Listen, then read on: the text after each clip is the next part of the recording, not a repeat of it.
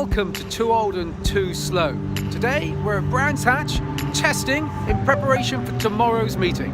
So, let's see how it went. So, first lap of testing. All I need to think about is the line and just bedding myself in gently. The brakes are cold, the tyres are cold, and I'm using my least favourite tyre, which is quite an old set, and the rubber's quite hard anyway, but it doesn't matter because this is just concentrate on the line and not to concentrate on the time. And then, oh no, round we go. First corner, first lap, and it's a spin. But soon I'm on my way, and to start gently finding the line and getting the engine and the tyres up to temperature. So it's time to be cautious around Druids. My confidence has been dented with that first corner spin. I'm very aware of all the other traffic out there. The modern Formula Fords are significantly quicker. They've got a different gearbox and the suspension is considerably more sophisticated than the suspension on my 1973 Crosley. So this lap is all about just bedding myself in, relaxing, just trying to find the line, and before you know it, straight into a yellow flag.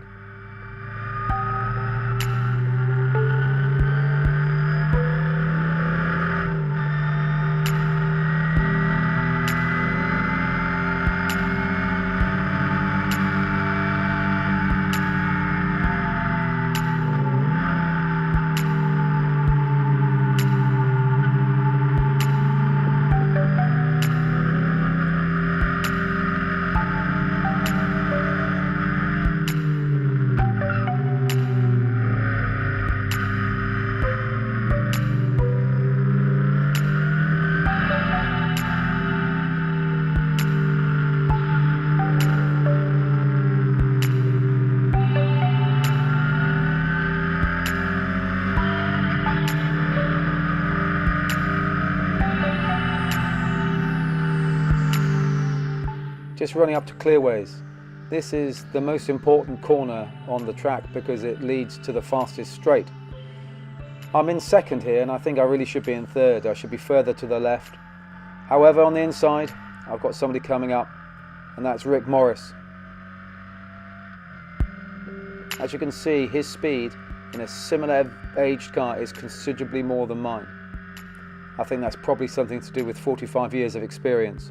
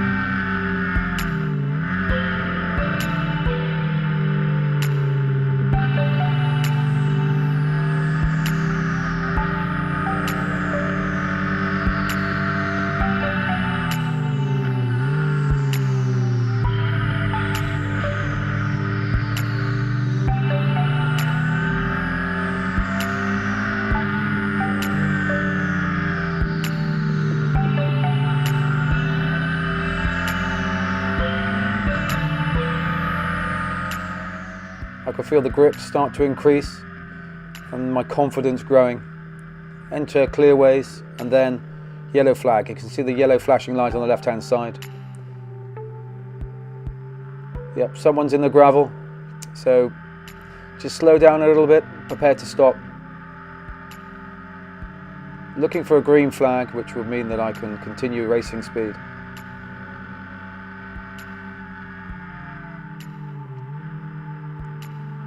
Yep, still got yellows on, so just preparing to slow down.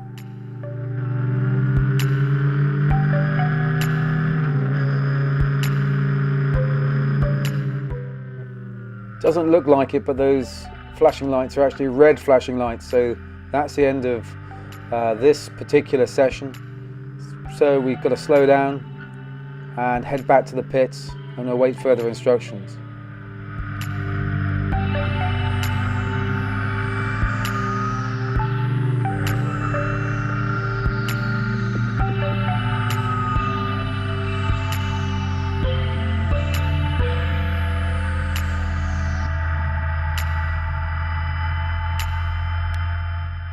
I'm slowing right down. I can see on the left hand side a red flashing light still. So it's time to head back in the pits. On the left hand side you can see a car beached in the gravel, so they need to get a car on to pull them out before we can resume the session.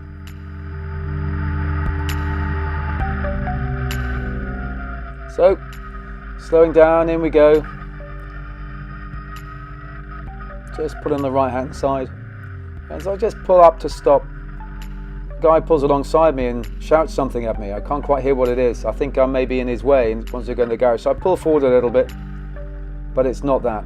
It's probably the worst thing you can hear. He's saying, "I'm dropping oil."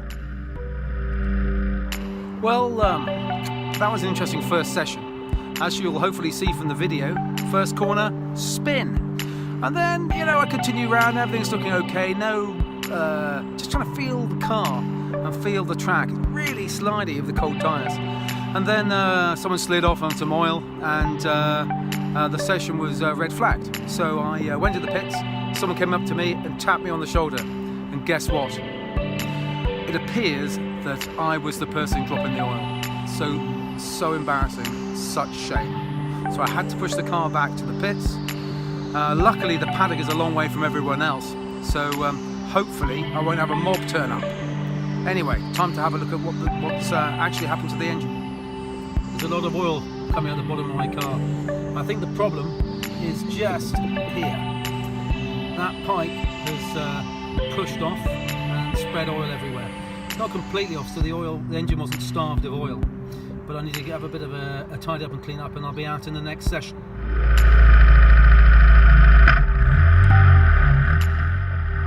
So, next session.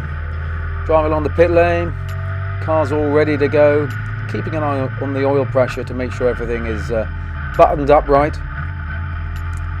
And as I approach the end of the pit lane, I can see some people flagging me down.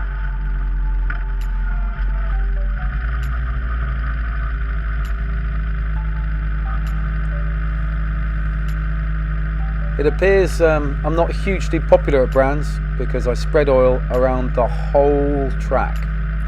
So he's asking for reassurance that the car's fixed. And I tell him it's as fixed as well as I can fix it, but there's no guarantee because it's an old car. So out we go. Next session, time to build on the laps I've already put in.